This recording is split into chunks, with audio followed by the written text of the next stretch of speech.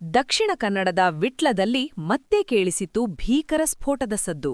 ಅಕ್ರಮ ಸುಡುಮದ್ದು ಘಟಕ ಧಗಧಗನೆ ಹೊತ್ತಿ ಉರಿದಿದೆ. ಕೇವಲ ಅದೃಷ್ಟವಶಾತ್ ದೊಡ್ಡ ಮಟ್ಟದ ಪ್ರಾಣಾಪಾಯ ತಪ್ಪಿದೆ. ಹಾಗಾದ್ರೆ ಅಲ್ಲಿ ನಡೆದಿದ್ದೇನು? ವಿಟ್ಲ ಮುಡ್ನೂರು ಗ್ರಾಮದ ಕಂಬಳಬೆಟ್ಟು ಸಮೀಪದ ನೂಜಿ ಎಂಬಲ್ಲಿ ಈ ಘಟನೆ ಸಂಭವಿಸಿದೆ. ಇಲ್ಲಿನ ಸರ್ಕಾರಿ ಜಮೀನಿನಲ್ಲಿ ಅಬ್ದುಲ್ ಗಫೂರ್ ಎಂಬಾತ ಅಕ್ರಮವಾಗಿ ಶೆಡ್ ನಿರ್ಮಿಸಿ ಸುಡುಮದ್ದು ತಯಾರಿಸುತ್ತಿದ್ದ. ಶುಕ್ರವಾರ ಸಂಜೆ ಕಾರ್ಮಿಕರು ಚಹಾ ಕುಡಿಯಲು ಹೊರಗಡೆ ಹೋದಾಗ ಒಮ್ಮೆಲೆ ಇಡೀ ಘಟಕ ಸ್ಫೋಟಗೊಂಡು ಚಿಂದಿಚಿಂದಿಯಾಗಿದೆ. ಸ್ಫೋಟದ ತೀವ್ರತೆ ಎಷ್ಟಿತ್ತೆಂದರೆ ಸುಮಾರು 5 ಸೆಂಟ್ಸ್ ವಿಸ್ತೀರ್ಣದ ಜಾಗ ಪೂರ್ಣ ಪ್ರಮಾಣದಲ್ಲಿ ಹಾನಿಗೀರಾಗಿದೆ.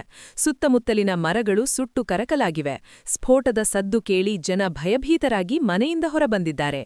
ಸ್ಥಳಕ್ಕೆ ಧಾವಿಸಿದ ಪಿಡಿಒ ಮತ್ತು ಕಂದಾಯ ಇಲಾಖೆಯ ಅಧಿಕಾರಿಗಳು ಪರಿಶೀಲನೆ ನಡೆಸಿದ್ದಾರೆ. ವಿಶೇಷವೆಂದರೆ ಈ ಘಟಕದ ಮಾಲೀಕ ಗಫೂರ್ಗೆ ಸ್ಫೋಟ ಹೊಸತಲ್ಲ. 2017ರಲ್ಲೂ ಇದೇ ಗಫೂರ್ನ ಘಟಕದಲ್ಲಿ ಸ್ಫೋಟ ಸಂಭವಿಸಿ 2 ಕಾರ್ಮಿಕರು ಬಲಿಯಾಗಿದ್ದರು. ಆ ಪ್ರಕರಣ ಇನ್ನೂ ಕೋರ್ಟ್ನಲ್ಲಿದೆ. ಹೀಗಿದ್ದರೂ ಮತ್ತೆ ಅಕ್ರಮವಾಗಿ ಸುಡುಮದ್ದು ತಯಾರಿಸುತ್ತಿದ್ದ ಈತನ ಧೈರ್ಯಕ್ಕೆ ಬೆಚ್ಚಿಬಿದ್ದಿದ್ದಾರೆ ಸ್ಥಳೀಯರು. ಘಟನೆ ಬೆನ್ನಲ್ಲೇ ಎಚ್ಚೆತ್ತ ವಿಟ್ಲ ಪೊಲೀಸರು ಆರೋಪಿ ಅಬ್ದುಲ್ ಗಫೂರ್ನನ್ನು ವಶಕ್ಕೆ ಪಡೆದು ವಿಚಾರಣೆ ನಡೆಸುತ್ತಿದ್ದಾರೆ. ಜಿಲ್ಲಾ ಪೊಲೀಸ್ ವರಿಷ್ಠಾಧಿಕಾರಿ ಡಾ. ಅರುಣ್ ಮಾರ್ಗದರ್ಶನದಲ್ಲಿ ತನಿಖೆ ಚುರುಕುಗೊಂಡಿದೆ. ಅಕ್ರಮ ಸ್ಫೋಟಕಗಳ ವಿರುದ್ಧ ಕಠಿಣ ಕ್ರಮ ಕೈಗೊಳ್ಳುವಂತೆ ಸಾರ್ವಜನಿಕರು ಒತ್ತಾಯಿಸುತ್ತಿದ್ದಾರೆ. ಜೀವದ ಜೊತೆ ಆಟವಾಡುವ ಇಂತಹ ಅಕ್ರಮ ಘಟಕಗಳ ಬಗ್ಗೆ ನಿಮ್ಮ ಅಭಿಪ್ರಾಯವೇನು? ಕಮೆಂಟ್ ಮಾಡಿ ತಿಳಿಸಿ. ಇಂತಹ ಲೇಟೆಸ್ಟ್ ಸುದ್ದಿಗಳಿಗಾಗಿ ನಮ್ಮ ಚಾನೆಲ್ ಸಬ್ಸ್ಕ್ರೈಬ್ ಮಾಡಿ. ಧನ್ಯವಾದಗಳು.